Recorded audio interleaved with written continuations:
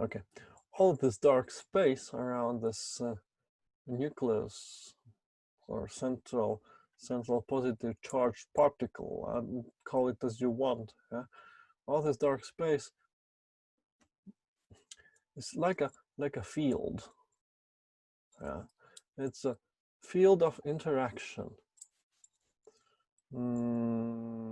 Okay, this simulation is about electrical field, but besides of electrical field, is there some kind of other field? What comes in your mind? But guys, do you even see the screen? Do you see the screen?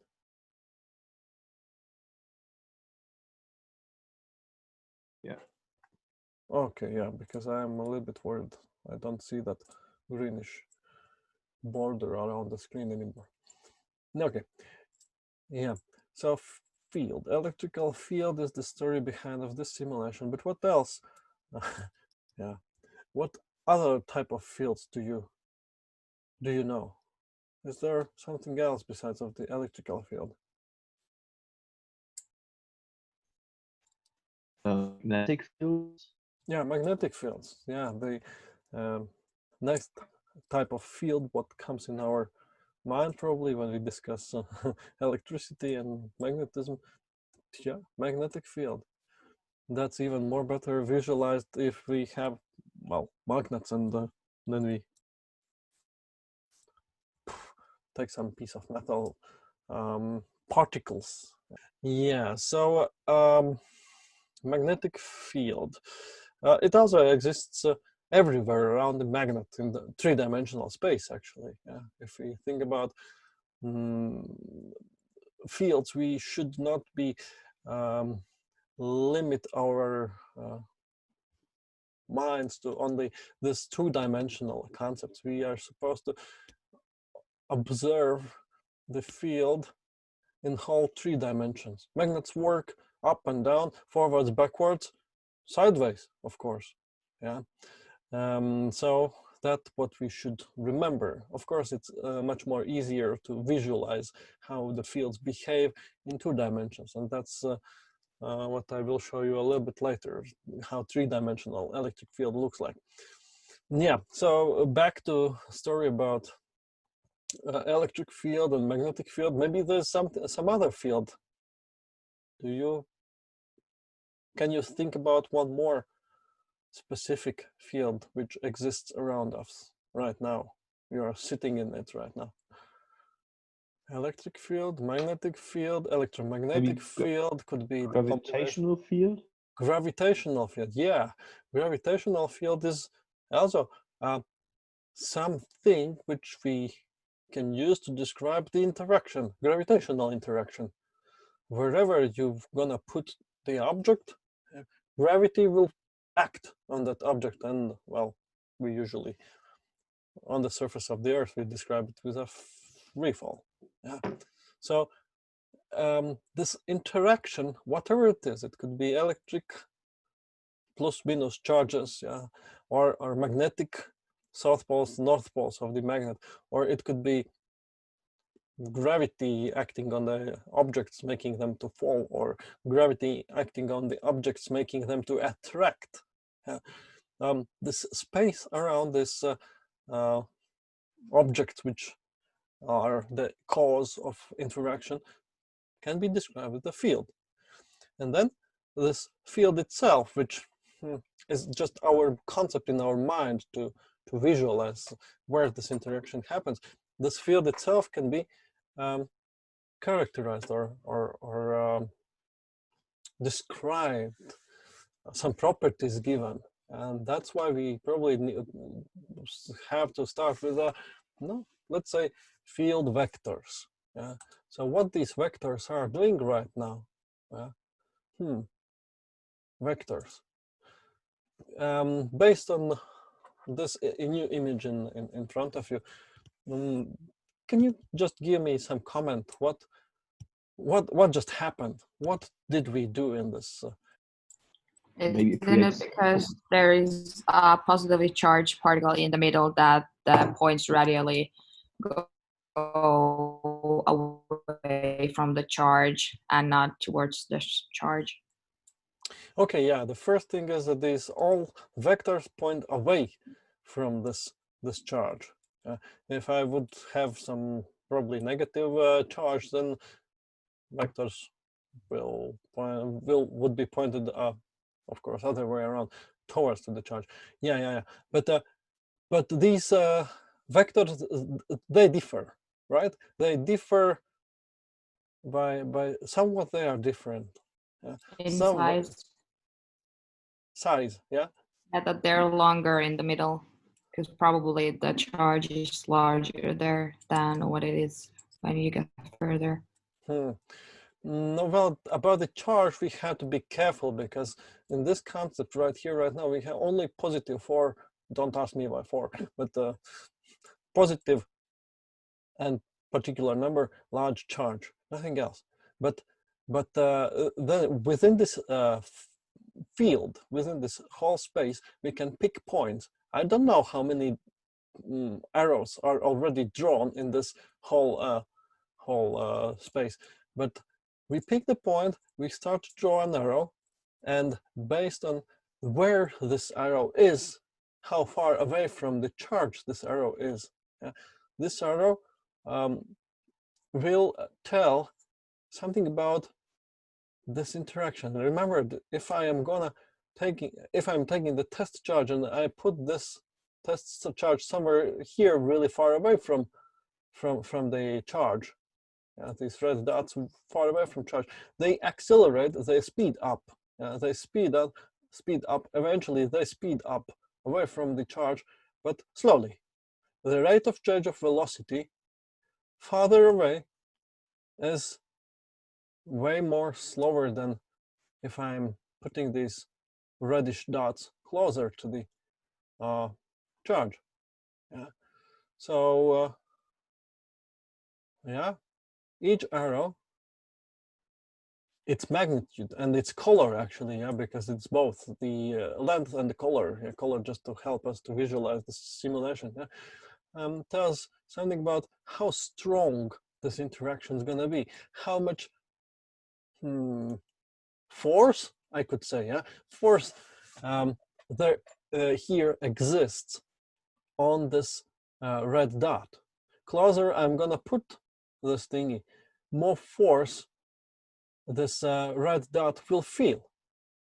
So each arrow here describes particular point, how much force, to which direction this force as well, yeah, will be felt if I am putting this reddish dot somewhere. Yeah. So this interaction, first of all, says that there is a change of position. There's a change of speed, actually. There is acceleration present. And remember what was second Newton's law telling? If things try to, if things changing their speed, that means that there's some kind of force acting on them. Because if there is no speed changes, then that means that there's no force acting on them. First Newton's law. Whatever is in the motion will stay in the motion or at rest. Unless there's going to be some external force acting on it. So if I take out the charge, all these red dots are supposed to stay still. But if I have this positive 4 charge, there's an acceleration. So there is some kind of force, electric force maybe, yes. No, okay, of course, later on we will get there. But this force is the reason why the acceleration of the charges, acceleration of these red dots happen. Then there's more, because electric field rarely is explained with the arrows. No, actually, pretty often they are explained with an arrows, but often field lines are drawn like these. So what these field lines say, those are somewhat similar to the arrow, to the field vectors, but right now they just tell how the field around the whole charge is gonna look like. If I use some kind of double charge or something like that, yeah, these field lines are obviously gonna be deformed because there's an interaction between those two charges. Let's get back to the single charge right now, and then later on a little bit about different charge distributions. Yeah. So this line, what now it is telling us, if you pick a point on that line and you put the test charge on it, obviously you see that, the point follows the line. But now that doesn't happen always. This does not happen always. If I have only one straight line, okay, yeah, we will observe that points will follow lines. Yeah. Okay, so this line kind of tells us what could be the trajectory. And then we can move this charger along the line closer, farther away from the nucleus, from the positive charged particle there, positive forward charge. And we will observe that, yeah, these dots always follow the line. Oh, well, it depends how careful I put my mouse on the screen. Yeah. But I think that field vectors have both size and direction. Field lines is not enough, so we need so-called equipotential lines. I just added few of them, yeah? And these equipotential lines say how far away from the charge this force, what the red dot will feel on it, will be equal. So if I think about this second purplish line here, circular line, and I'm putting my red dot on that purplish line, I see that all of those red dots get the same force acting on them. Everywhere, wherever I am putting it, on the left, top, right, down, whichever corner I use here, this force from the central positive forward charge on it gonna be the same. So these are telling that the force is equal at that distance from the charge. And again, we have to remember we have only one charge here. Things get way more complicated when we have more than one charges there. Yeah. So if there is an equal interaction on this line and a stronger equal interaction on this light purple line, then and that's where the word equipotential comes from. Equi means equal, potential, probably there's a story about the potential energy. Remember that what was a potential energy difference? It was related with a work moving some object. So if you have potential to perform the work, then you can convert your potential energy to actually do the work. And very often work is related with what? With a moving objects from one place to another place. And to do that, you of course need a force. And relating potential energy with the work, we can remember that both of those converge to each other. Potential energy can be converted to the work, and I think that we had a discussion that work can be negative. Yes, if you move that box on the other direction as you were supposed to move it.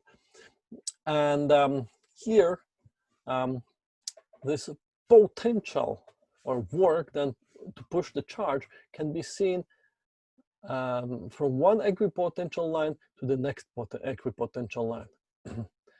There's a certain force what this red dot gonna feel on the first purplish line, And what this force is doing, it is taking that red dot and moving it to here, or maybe to there, or maybe to the infinity. Yeah? And potential usually is defined as the energy you need to move that red particle from, well, you pick a point, to the infinity. Only, but what you move, you don't move many charges. You refer this potential energy to only one single charge. Yeah. This reddish dot here, what actually is it? It's a, well, I'm gonna say it to you, but I wanted to have it a little bit different with a negative charges here. It's just one single positive charge.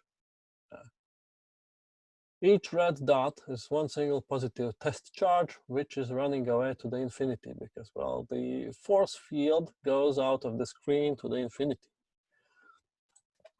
It got its acceleration and it is moving away.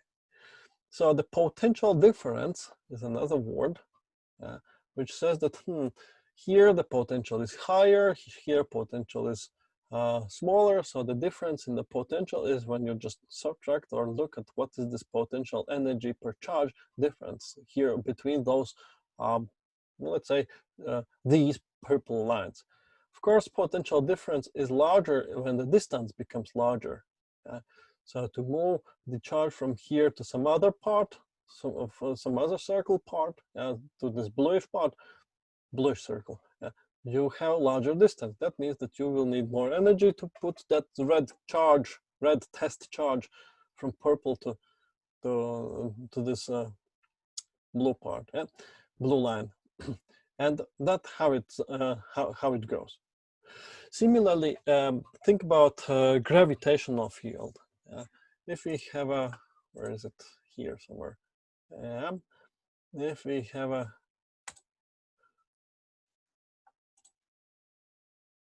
gravity,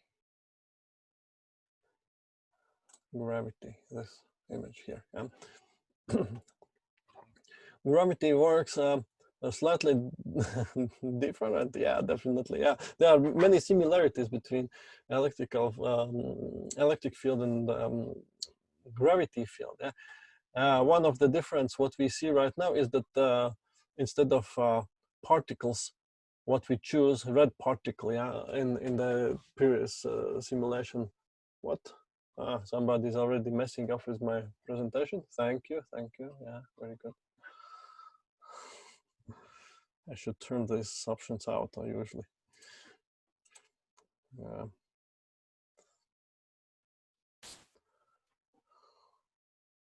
Sorry, it was me. By accident, yeah. No, Yeah, well, because sometimes was this like, happens, yeah. But yeah, no sorry. worries, yeah. I just turned off this annotation, so you can definitely make screenshots or draw on top of it. But yeah, the analogy is pretty visible. We have something which is doing interaction, but the interaction in this moment is that instead of positive large here, we're gonna have, no, let's make a single negative charge, also -4. Yeah. We have these equipotential lines. We have field lines, and then if we look on the vectors, we pick a point somewhere away from the Earth. Yeah, and here gravity is stronger. Here gravity is weaker. Far away from the Earth you're gonna be, more weaker. Earth's gravity will pull you towards itself, towards the Earth. Yeah, but of course it will pull it towards to itself. Yeah, so this negative charge actually is super similar to the gravity field. Yeah, so here the falling happens, but slowly. Here, falling towards the Earth happen more rapidly. Yeah. No, here, most closer to the Earth. Yeah, we all know that, well, the gravity is accelerating us with 9.8 meters per second each second. And the famous freefall gravity acceleration. Farther away from the Earth, of course, the gravity freefall acceleration gets smaller. So this interaction has something to do with the distance, for sure. It also has something to do with the size of what exactly is causing this interaction. Size of the Earth, if we talk about the gravity, we all know that the moon is smaller than the Earth, and the mass, that's the reason for that. Smaller the mass is going to be, weaker the attractive force going to be. And then I know that there are more heavier planets like, well, Jupiter, or Saturn. It's all gonna be like, if you're gonna go to those planets, you're gonna get crushed because of this huge gravity. It's gonna pull you apart, compress you totally. Size also plays important or crucial role to define this force. You see that I am talking about both gravitational field, electrical field simultaneously, to show you both these analogies of how fields are supposed to be described, how different parameters like a distance at this moment matters, and it leads us slowly to the potential concept of the potential. So here, these dashed lines in the schematics, those are the equipotential lines, which says that, well, if we talk about the gravity intensity, yes, that's also an interesting moment. Gravity's intensity everywhere is going to be equal, or gravity's potential everywhere is going to be equal. The same intensity will be equal but weaker farther away from the Earth. And now if we zoom to the Earth, we can conclude that in such a way that, okay, there's a certain lowest dashed line, certain highest dashed line, and those, which were those? Those were equipotential lines. And what we usually talk when we talk about the gravity potential energy is how much potential energy object is having if it has certain height, it has certain mass, and it has a certain gravity field. And we all know that we multiply all of those together, m times g times h, and we get the potential energy. But the potential without the energy is when we divide the potential energy to the unit of the mass. So what will happen if we, now I'm going to turn in present, if writing, I don't have that. Yeah, sorry, not gonna work here, but it will work with the help of annotations, probably. Just a minute. Yeah, now it's gonna work. What if we take the potential energy and we divide it by the mass? What do we get? Both sides we divide by mass. This goes divided by mass, and that goes divided by mass. Mass of the particular object. Potential energy divided by the mass cancels out mass here. And what's left is just a G and H. Potential energy over mass is just G and H. G is gravity constant, well, I could say gravity acceleration, and H in this moment is that particular H, but come on, we usually have two different points from where to where we look for the H. The distance has to have the beginning and end. And that also we must understand about the potential difference. So here, instead of just an H, we are supposed to draw delta H. We have some height 0, we have height 1 actually in this whole concept, whole drawing. And this is our delta H. So if this is called potential, if this part is potential,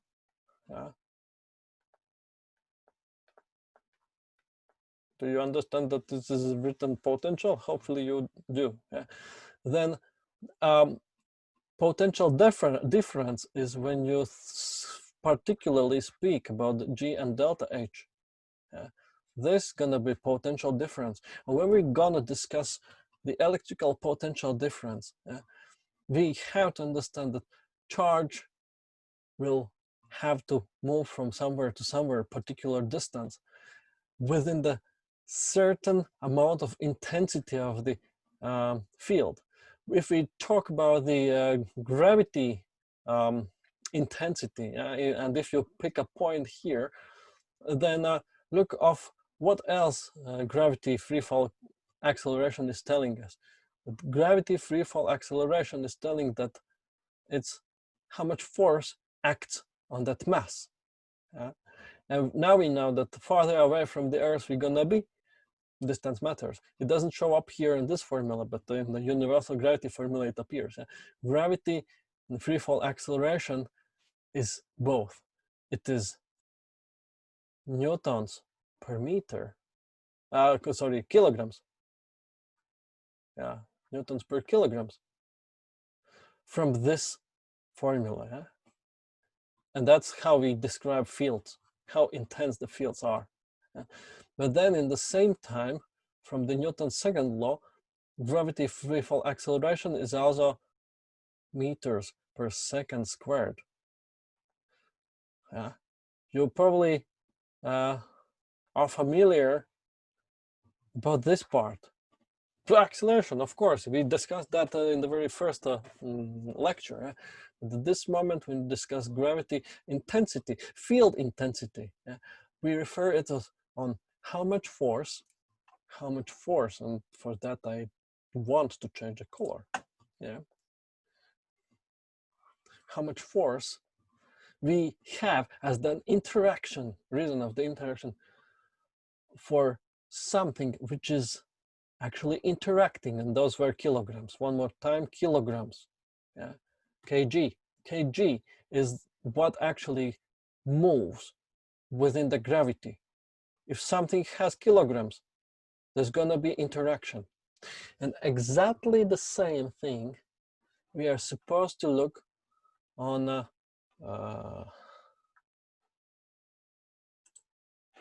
we are supposed to look on this clear annotations.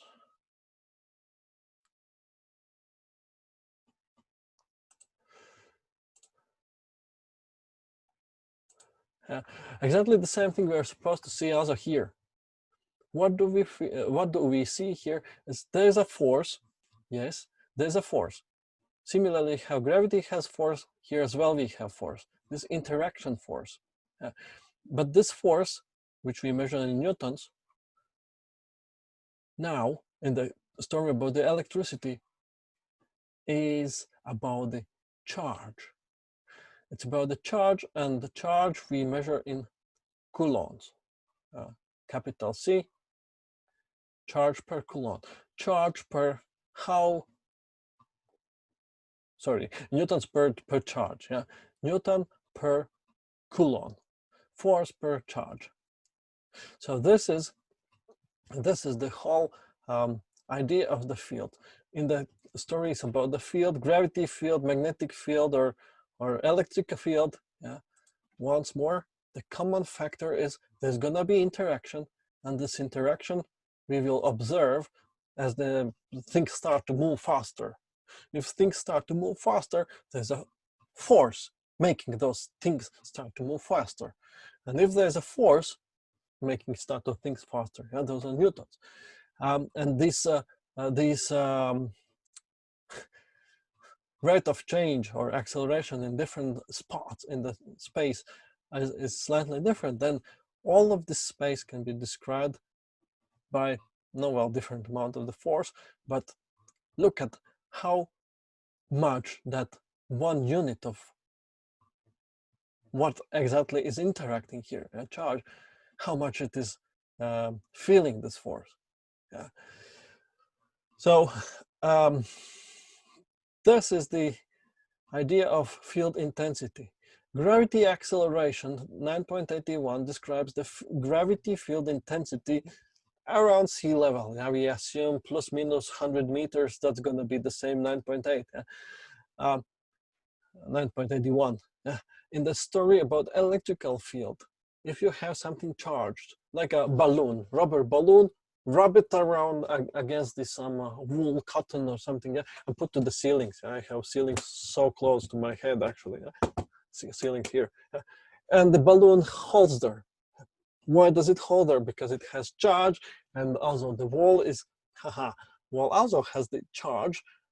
If we compare the ceiling's wall's charge to the balloon's charge. And that's the next thing what we have to understand. From where to where we are supposed to measure these charges. Yes, nevertheless, we are skipping a little bit of few other formulas, and probably I have to, well, now focus on those before I move on.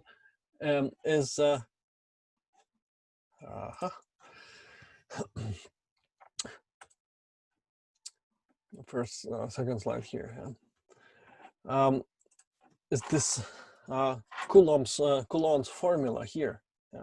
What do we have here as number or numerical result of how large this interaction, this force gonna be?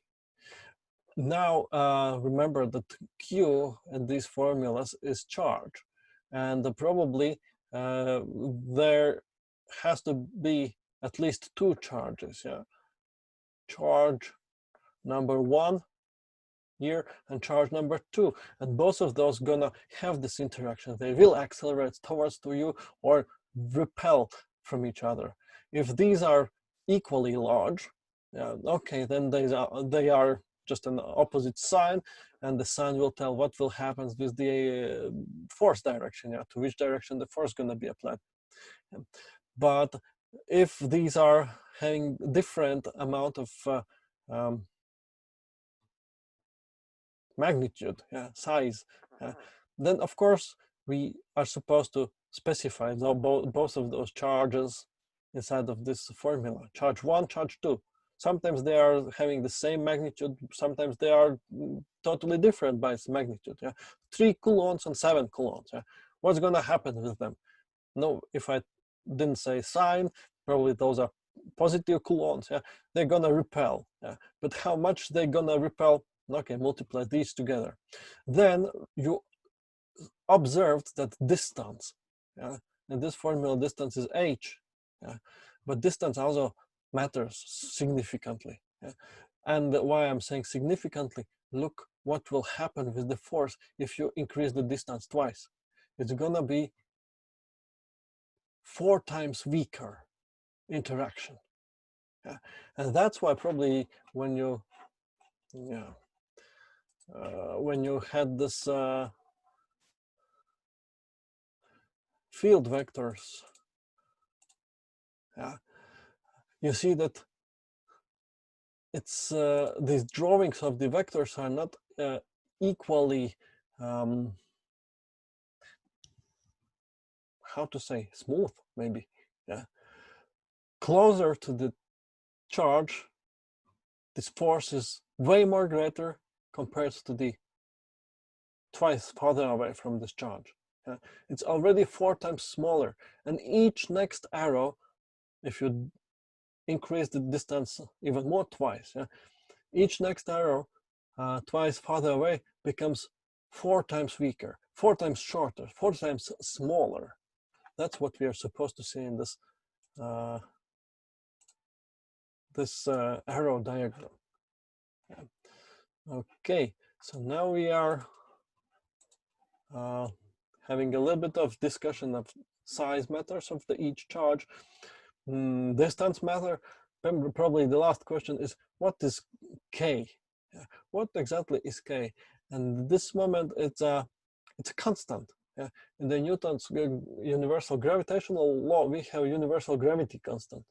This is a we could say the dielectric constant, which says about that we will have a story a little bit more, a little bit later.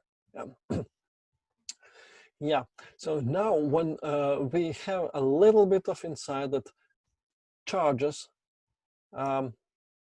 they interact between themselves, we can start to understand that actually inside of the piece of the metal, this is supposed to be metal, inside of the piece of the metal, which consists of metallic atoms, these atoms are sharing the electrons, and that's why metals are famous.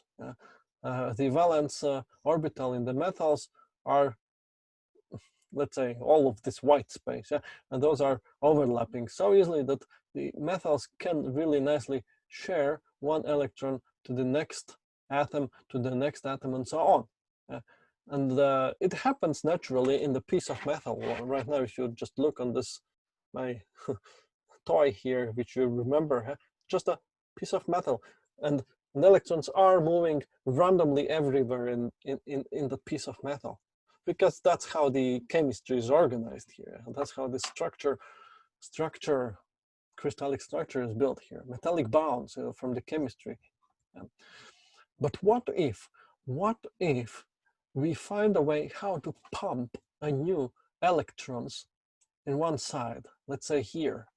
We find a way how to pump in more and more incoming electrons, as this arrow is already trying to do that. So what will happen with the rest of the electrons? What will happen with these tiny electrons which already live there?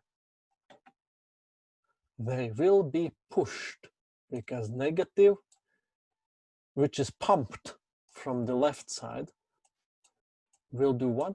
Will push the other negative charges, because those are electrons. Electrons are negative. Yeah.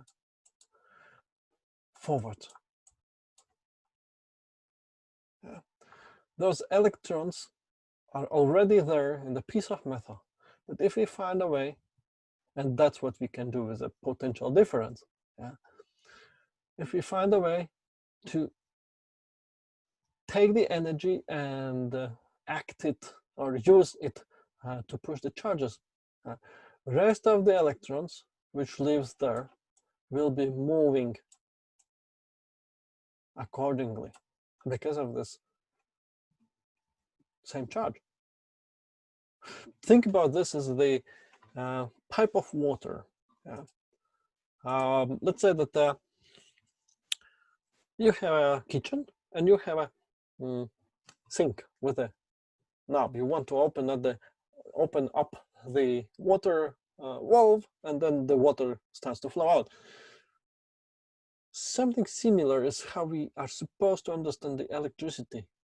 Electrons, similarly how water molecules are already in the tube, electrons already are in the piece of metal. And all we need to do is to let them start to flow. Open the wall or connect the circuit, and water will come out of the, how this is called, water faucet. Yeah, faucet. Yeah. Similarly, how electrons already have this energy acting on them, and if the circuit is going to be completed, electrons will flow forwards. Whew, nice. I love this. But that's just me. Here, nearby, this image tries to understand that when the electrons, because of this potential energy or potential difference between those two ends of the conductor exists, these electrons, when they travel, they collide.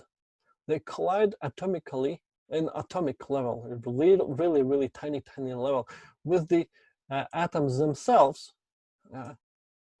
and they also collide to each other. That's one of the models which explain that if we have too many collisions, what will happen? The wire will start to heat up. And that's what happened in my old school light source. Yeah? All of these light bulbs, incandescent lights. Yeah?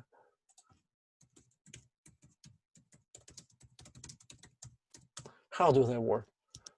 They work because of collisions.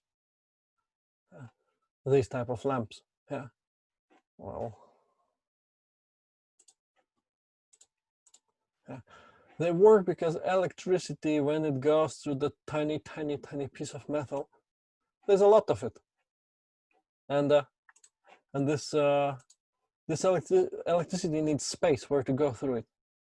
And if there's a small space and there's a many electrons, collisions will happen. Collisions will lead to internal friction, internal increase. No, yeah, I could say friction internally, yeah, and it causes the heat. There's one more idea behind of what happens when the charged particles move, but about that we will discuss next time. Yeah. So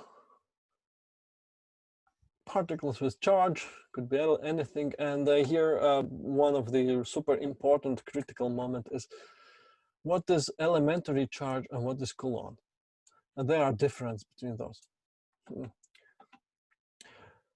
Open question to all of you, so I can still check out, do you still with me, are you still with me or not? What is the difference between a molecule and a mole?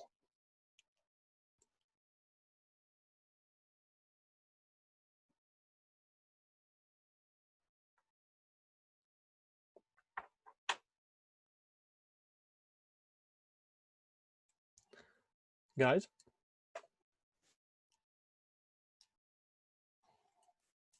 Yeah, but a mole is just like, it could like contain multiple atoms, and then a mole is the quantity of molecules. And the same is about the coulombs and elementary charges. Here, 1e is meant to be one positive charge. We are more familiar with this symbol, which is electron symbol, which is also one elementary but negative charge. And then in the physics, when physics formulas asks us to solve coulombs and amperes and calculate something like that, that many electrons are needed to fulfill or fill inside of one coulomb. Yeah. See how many that is? That's crazy amount of number. That's 6, and then, yes, exactly, 6, and then right 18 zeros. Yeah. Okay, maybe not 18 zeros, but 6, 2, 4, 1, 5, and then the rest of those are zeros. That's crazy amount. That's something similar to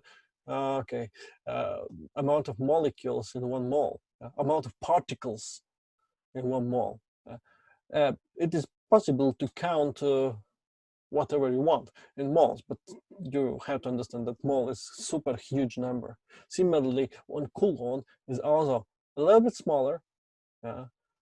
23, 18, I was doing 100,000 times smaller number, by the way. Yeah, 100,000 times smaller number than coulomb, but still it is a huge because of this. That many charged particles, positive or negative, whatever, electrons, you are supposed to have in there. Here we have to be careful because if the particle, let's say, what's MGA? Calcium, other ion of the calcium, calcium of the ion has 2+, so it means that it is actually having 2 elementary particles in it. So this is important in the math. If we want to find out how many calcium ions we need to create a 1 coulomb, which is pretty much, then well, it's divided by 2, this number, because we have 2 positive charges in 1 calcium atom. So that's a little bit of details how we are supposed to count in the level of university or high school at least, and significant part.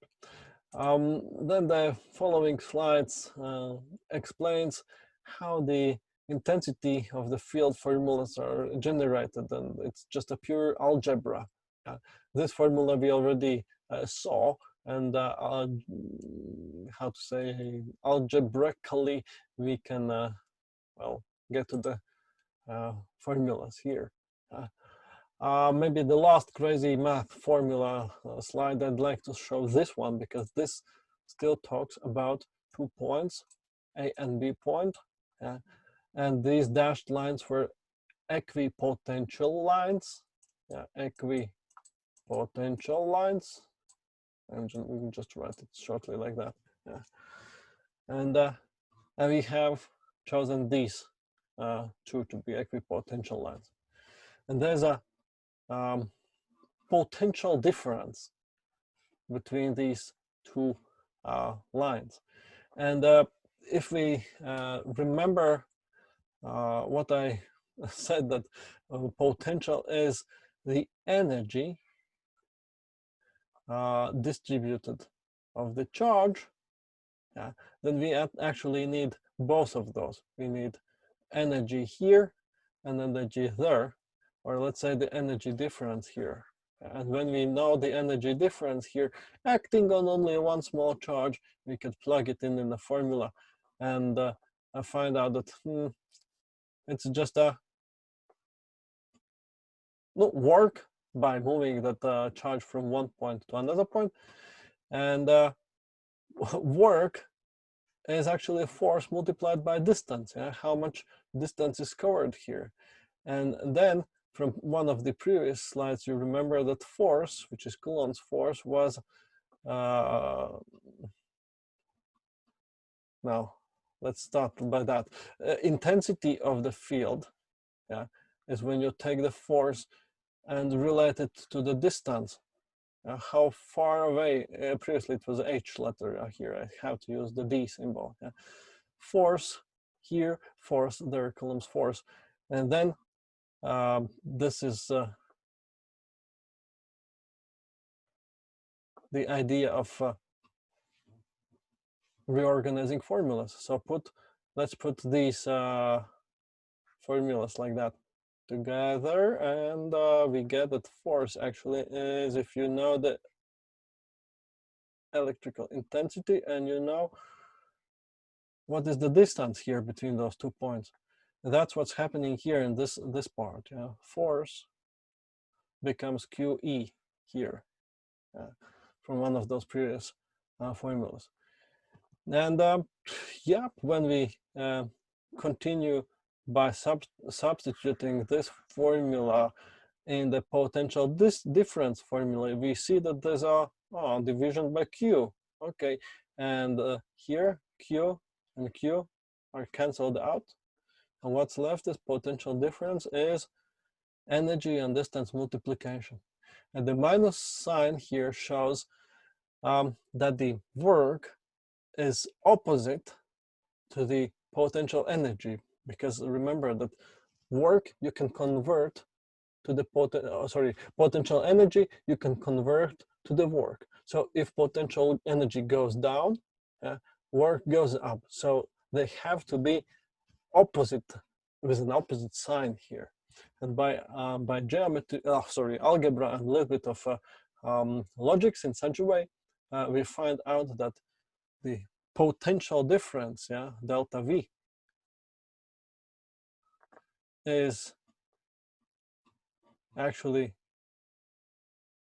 this electrical intensity over D. Not over, but multiplied by D. So that's a little bit of off topics of how this math is made and organized. Besides of that, I'd like to show you a few more things. That's about the capacitors. What capacitors are doing? Harming people sometimes, I could say. If a capacitor is charged and you accidentally touch the capacitor,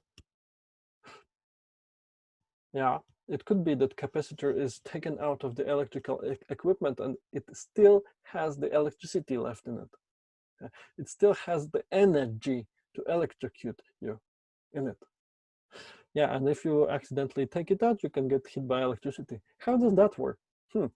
Seems that capacity or capacitors are built in such a way that in one side of it we can take the electrons out, and on the other side we can pump these electrons in, or in other words, well, make an electron difference between these two pieces of metal. It's like take the two pieces of metal like that, don't put them close together, but have a gap. So if I have a gap or some kind of isolation between themselves, so the electrons cannot go from one piece of metal to another piece of metal. How does it help us? Turns out that, well, because those are pieces of metals, and made of atoms, and in one side we have, let's say, pumped out electrons, so they become positive, and on the other side we pump in electrons. How can we do that? Well, with the help of a voltage source with a potential difference. Then think about that. This is plus, this is minus. And isn't it that plus and minus attract themselves? Yeah, there's a not only attraction that the electrons are held here because of positive atoms are kind of pulling them, attracting them. But there's also electrical field. So now let's go back to the simulation and let me delete. Where is it? Clear. Double.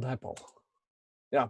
So one is positive, another one is negative charge. And if I look on the field lines, see, these field lines are drawn something like that.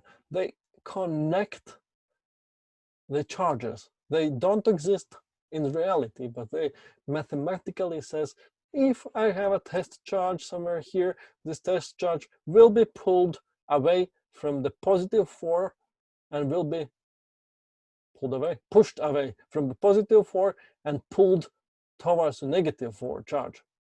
And then if you look carefully enough, you see that, hey, teacher, you were telling us rubbish. These particles don't go along the line.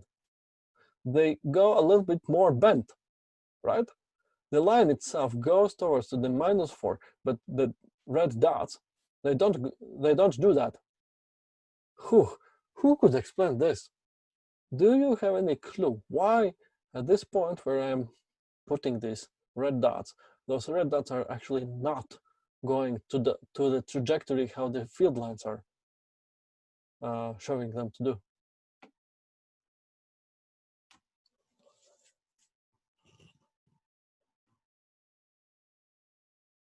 Any ideas?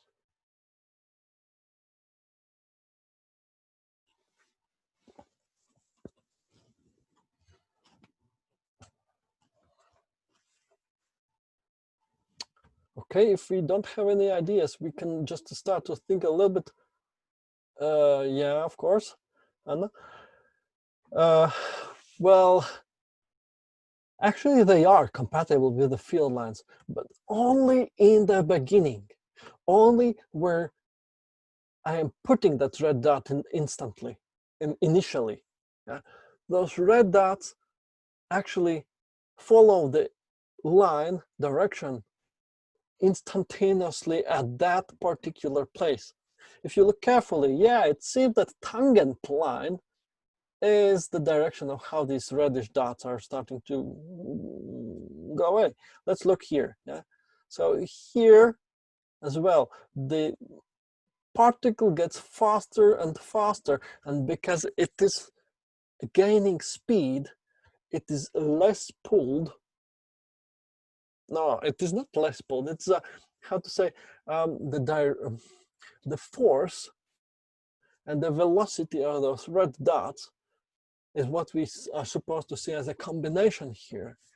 the red dot a little bit, let's say, centimeter away of where I have the mouse, let's say here, the velocity here already exists for this particle, and particle is doing both. It is first of all going away from positive side, positive charge, but because it already achieved the speed, yeah, it is not following exact trajectory.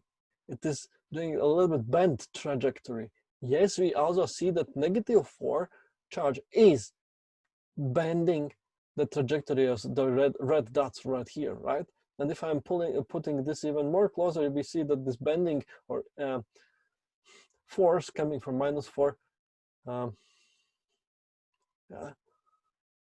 doesn't differ much, because, well, +4 particle is acting on these red dots more stronger. Yes, of course, -4 particle also acts on those red dots more stronger, but these red dots got more speed. So this compensates the trajectory where these red dots go. Of course, I can pick different starting point where I am putting that red dot. Yeah? And here again, tangent line, yeah, follows the field line. If I pick this point, yeah, and draw a tangent line, yes, that's the initial trajectory where this red dot's gonna go. But because red dots achieved speed a little bit later, centimeter or millimeter by millimeter later on, they got faster and faster. They cannot hold on the trajectory anymore. They have their own trajectory, which is influenced by how fast does it go. And you see how weird this motion could become for a moment. So field lines from, and if we describe them with the vectors, field lines gonna be from plus to minus. That's just historically accepted way. How do we draw that? From plus, these arrows come out and goes towards to the minus. Yeah, that's what we already saw. You know what? If I think about the test charge, this test charge is also having a sign, right? What kind of sign is having my reddish test sphere, test charge? Is it positive or negative?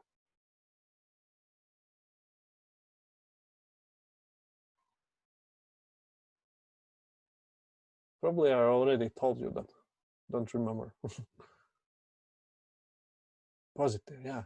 It's positive. It runs away from plus, obviously. Yeah, conclusion says it has to be positive. So this concept, what we kind of see here between two charges, is supposed for us to visualize also here. The field lines exist, but there's no electron or charged particle motion. It's isolated. There's a gap. Only this force field exists. Only this force field with certain intensity at certain points exists. So capacitors is nothing else, just something which has this Star Wars term force field in it. Yeah, electrical force field. So how much charge these capacitors can store in them? First of all, we have to understand that it's just now it's an ability for this pieces of metals actually to hold, or hold the negative charge, or hold positive charge would be suck out negative electrons out of it, because those are still metal in reality. So that capacitance is like ability to store a charge, or it's not really a capacity, because if I think about the capacity, it's just a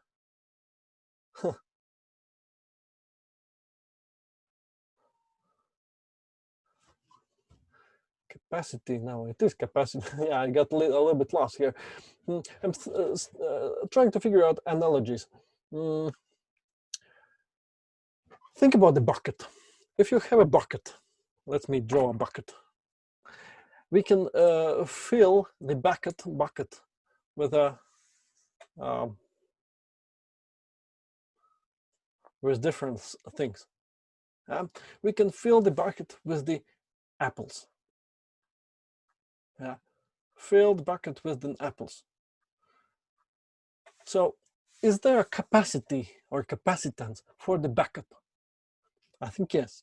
The capacity for the bucket exists. Bucket is some kind of device, and then we can fill more or less apples depending on how much do we squeeze them. So Q in this moment gonna be apples, and if we don't have let's say any kind of force, actually no apple's gonna hold inside of the bucket, and bucket's gonna be empty because we have gravity force. Luckily for us, bucket can be filled with the apples, and apples are not floating somewhere aside. So there is a already gravity force holding the apples in a bucket. If we have gravity force, we could talk about the gravity potential. Now the energy these apples are having, but then this all results to the potential.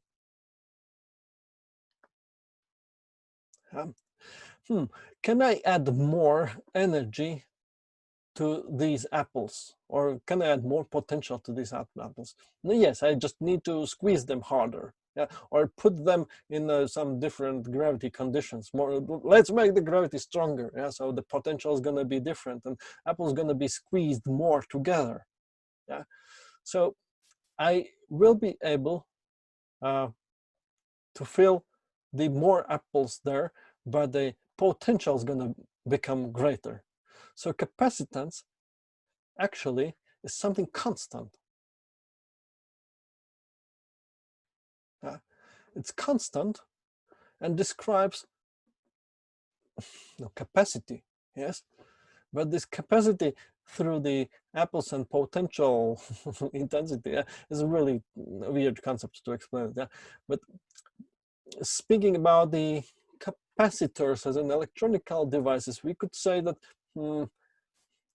we can make more volts acting on the charges.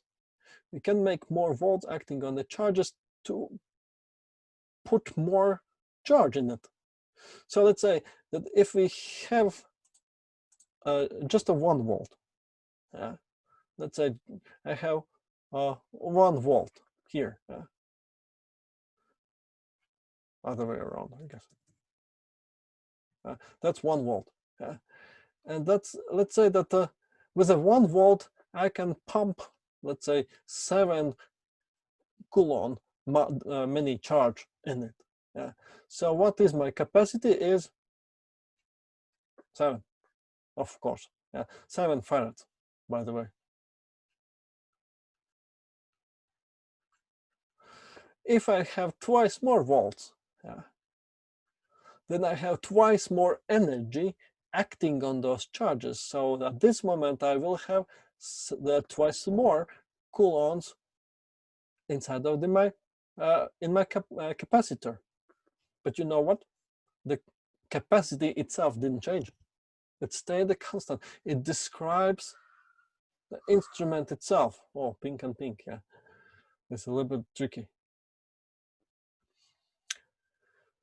From a slightly different perspective, we could say that we could actually calculate how many charge we could pump, how many electrons actually we could pump in the capacitor if we know that there's a capacitance already given.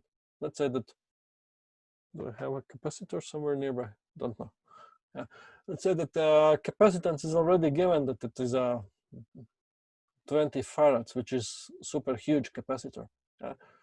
So if I use only 1 volt battery, 1 volt battery, 1.5 actually, yeah, but let's say that 1 volt, yeah. So I will be able to pump 20 coulombs with only 1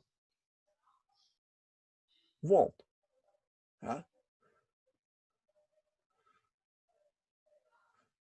Sorry, I messed up so much. Yeah. Here I have to write 20 farads with a 1 volt battery. Yeah. How many charge I'm gonna get is 20 coulombs. Yeah, this is what I want. Yeah. So if I increase volts, I take 2 batteries in a row. Obviously, I get twice more charge in my capacitor. Yeah. That's how it goes. That simple it is actually. Yeah. The last part is that capacitors are energy storage devices.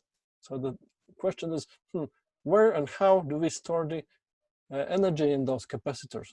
Well, in the electricity flow. So if I know capacity of the capacitor, and if I know how much volts I used to pump those electrons in the capacitor, then just by this formula, I can find out joules. How many joules amount of energy is inside of the capacitor? And this leads us to defibrillators. If you have seen in the movies that defibrillators need to be set on specific amount of joules, yeah, clear, yeah, then yeah, because of so many electric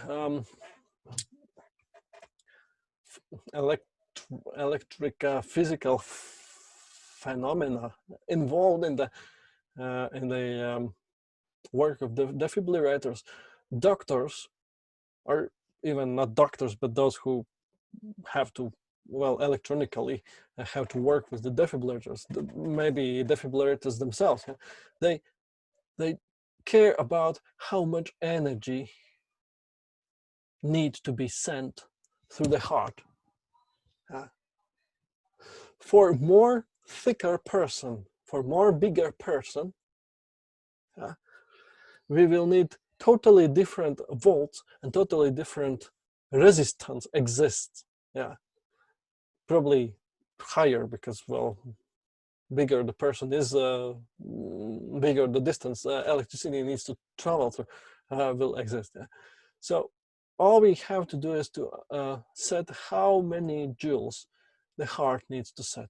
Everything else, calculations about resistance, measurements of the resistance, calculations about how many volts we need to deliver through that capacitor, and obviously these lead to amperes, yeah? And for how long of time, yeah, stupid way how to do the notations, but well, that's the best what I can do today. Yeah, resistance, volts, amperes, time, all of this together are calculated by just setting the joules, applying the pads to the person who needs to have this heart-rhythm arrhythmia to go, well, defibrillation needs to be done. Everything else is calculated. Before we go to more and look in this defibrillators, let's look on a few more details about capacitors. So capacitors, yeah, this slide tells you how the energy is calculated. When the capacitor is empty, then in one side we are supposed to think there's a 0, other side there's a also 0 volts. But when you apply the volts, half of the volts gonna go on one side, half of the volts gonna go on the other side. So the 0 becomes half from the middle line below 0 and half from the middle line above the 0. So if I apply 2 volts, 1 volt goes here, other volt goes there. And then my capacitor is charged. And between those two plates, what do I have? I have 2 volts. One down from middle line, one up from middle line. So half of the volts is taken for electrons to suck out from the capacitor. Half of the electrons half of the volts are used to suck in those electrons. And that's why the schematic says, oh, we have volt divided by 2 on both sides of the capacitor. So when we start to think how the energy and how the capacity and charge and volts are connected, and we go through this whole algebra here, eventually we end with this formula, which is already familiar for you. With this formula, energy in the capacitor can be calculated if you know how much capacity there is and how many volts you applied. Everything else, it's just automatically calculated. So here, this particular capacitor, it exists in a, let's check how large is it, or other way around, how small is it? Label, what does a label says? Oh, we actually can use 5 kilovolts safely to this device. This probably is from microwave, don't know. But similar capacitors also can be found in the defibrillator units. The idea is that, oh, we can actually use a lot of kilovolts to pump the coulombs in it. But then when you look on the capacity, well, what is that? That's microfarad. Yeah, when I was previously playing with the numbers, the farad is something super, super huge. Usually capacitors are nanofarads, microfarads, sometimes millifarads, but millifarad is already a lot. Picofarads, those are really tiny, tiny devices. This is pretty much a capacity actually here. Yeah, by using this information, 5 kilovolts or 5,000 volts and 42 microfarads or 0.00042. By plugging all of this in the formula, we can find out how many joules there are. How many joules? The questions in the test, when we will have electricity, could be related with during the defibrillation, the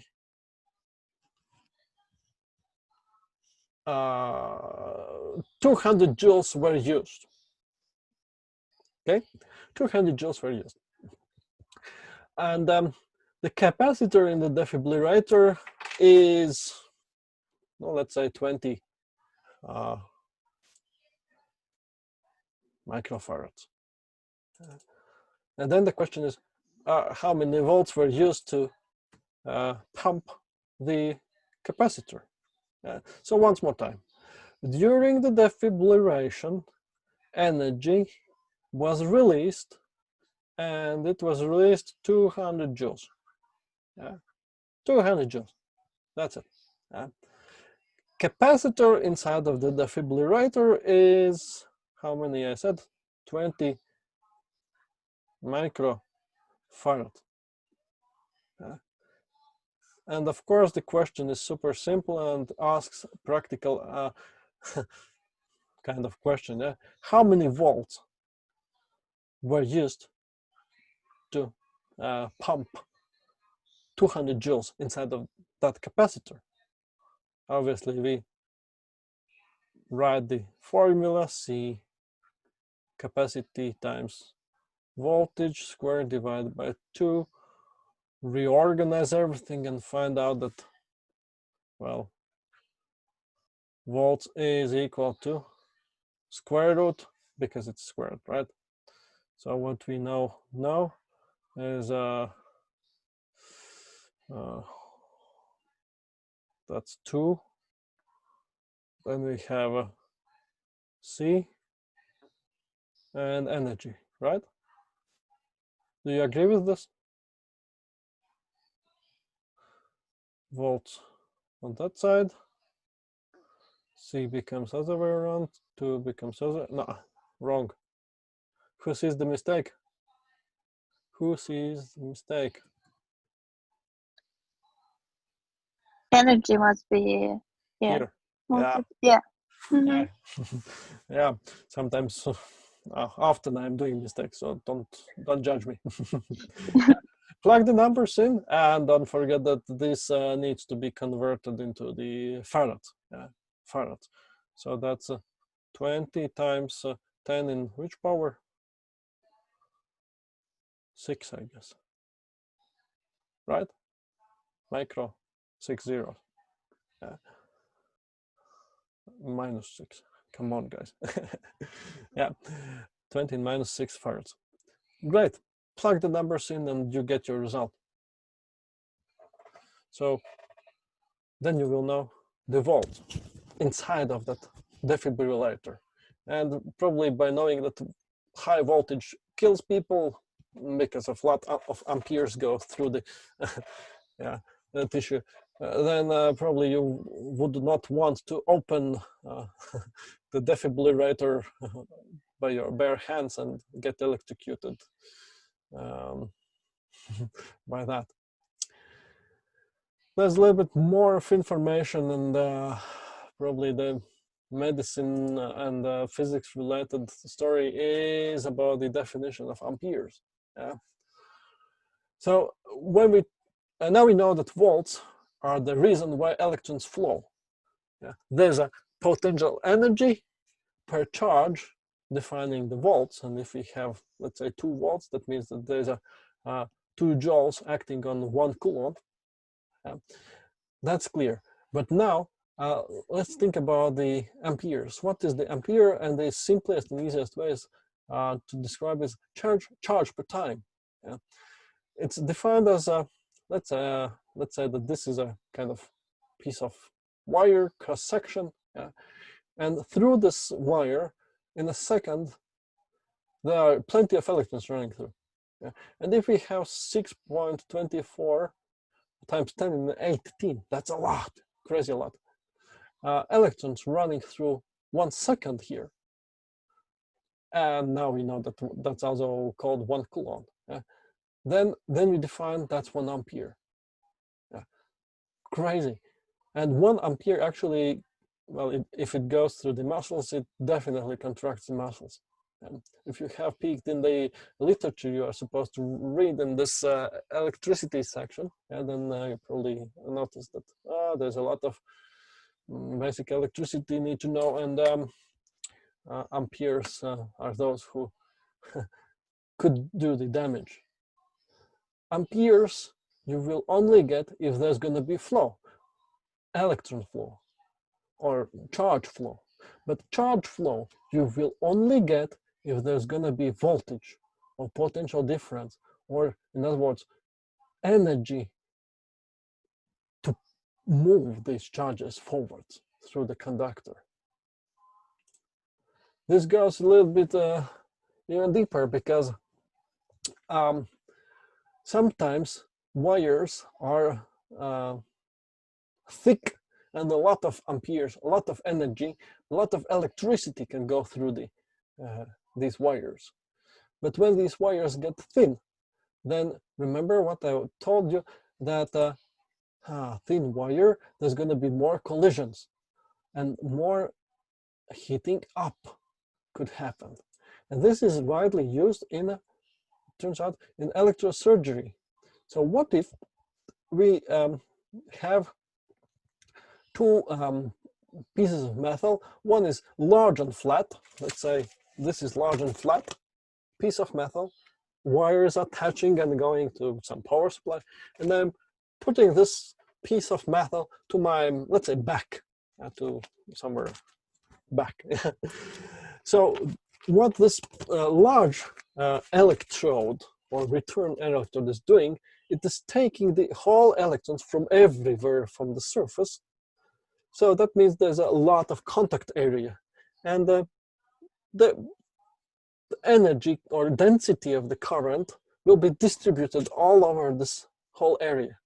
And if there's a small density, then there's also a small probability that electrons could collide with the molecules in my skin and make a burn. Yeah. But on the other side, I take something really sharp, yeah, let's say sharp, yeah, and this sharp thingy where electricity gonna go out, yeah, will have a lot of current density. So when the electricity goes out here, it's gonna be hot. It's gonna be electrically hot, I could dare to say, yeah, here. And this part is where the cutting will happen. And when you look on the schematics or image here, you see that, oh yeah, current density high here. That means that there's gonna be a lot of heat, and yeah, cutting will happen nicely on the upper side of this side of the tissue. Low current concentration on the return electrode, everything's fine.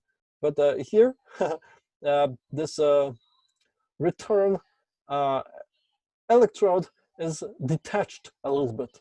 And that means that the hot will be on the both sides of the tissue.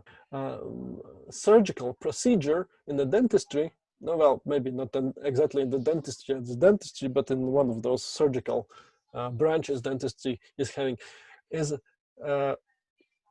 cutting away the excess of the gum.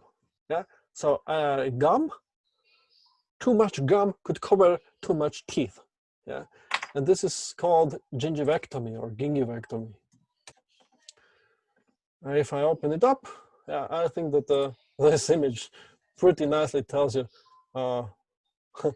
what gingivectomy exactly is. Yeah. Taking off unnecessary part of the gum. Yeah? Not unnecessary, but no, well, a little bit of gum. And this can be done in 3 different ways. Firstly, with a knife. Secondly, with a laser light. Yeah, laser light. And thirdly, with electricity. Electrical scalpels can do that. And there are some benefits and some pros and cons in both of those situations. But nice, yeah. Electricity or current density, which is written in this schematics, which is described with the formulas and everything else, yeah, shows him in the dentistry life. Really nice. Very last thing for before I let you go is about the resistance. Resistance is also used in the dentistry, and that's root channel measurements. You see, if you take the voltmeter, yeah, and you measure how much resistance there is between and after tissue or whatever is flowing here, yeah, then you will see the drop of the voltage. Yeah. Or in other words, you can let a small amount of the current through the resistors and measure how much electricity drops. And if you know both current and voltage, you can always measure the resistance. That's how multimeters, which measure resistance, work. So this filing cleaning part needs to be all the time measured. If this cleaning instrument file, if it goes too deep, it could damage the tissue on the bottom part of this teeth. So one of the ways is to actually measure the resistance between the probe, which is in the teeth, and you can know the depth of file by measuring the resistance between the where your file is and outside of the teeth, somewhere close to the gum.